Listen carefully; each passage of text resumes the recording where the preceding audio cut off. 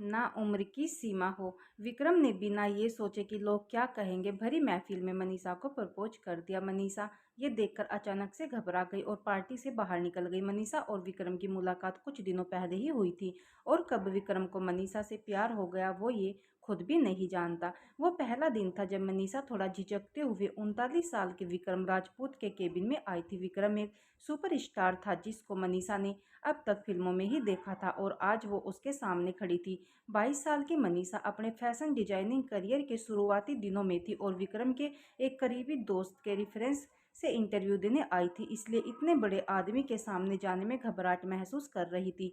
वही विक्रम का इतना सरल और सहज बर्ताव देखकर वो चौंक गई कि इतने बड़े आदमी में घमंड बिल्कुल भी नहीं है। फिर मनीषा ने विक्रम को अपने कुछ डिजाइन्स दिखाए जो विक्रम को बहुत पसंद आई। विक्रम ने मनीषा को अपनी ड्रेस डिजाइन करने का ऑर्डर दे दिया।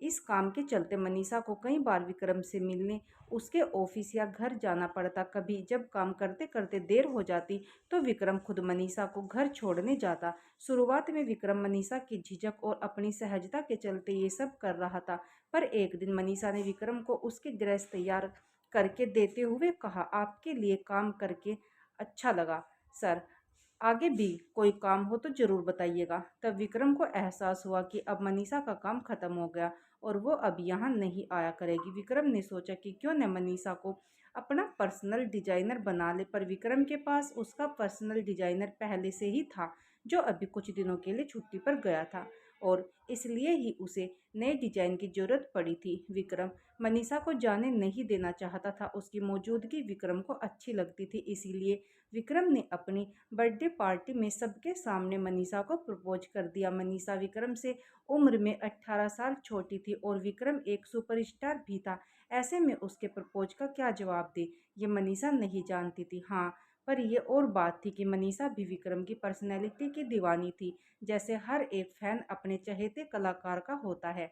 पर विक्रम उससे प्यार करेगा ये उसने नहीं सोचा था। मनीषा के यूं पार्टी छोड़कर जाने से विक्रम बुरी तरह टूट गया। उसे लगा कि शायद उसके बिना लोगों की और अपनी उम्र की फिक्र किए मनीषा को प्रपोज करके कोई बहुत बड़ी गलती कर दी है। उस रात के करीब एक हफ्ते बाद तक न मनीषा ने विक्रम से कोई कांटेक्ट करने की कोशिश की और न ही विक्रम की हिम्मत हुई कि वो मनीषा से फ़ोन करके माफ़ी मांगे। मगर फिर एक शाम विक्रम से मिलने मनीषा खुद चली आई।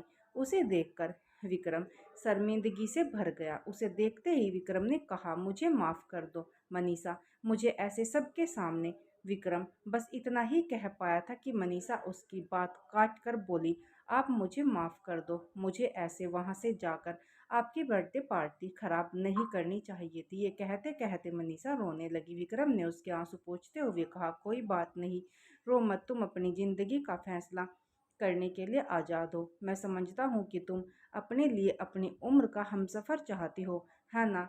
इस पर मनीषा ने कहा, आप जानते हैं मैं यहाँ क्यों आई हूँ?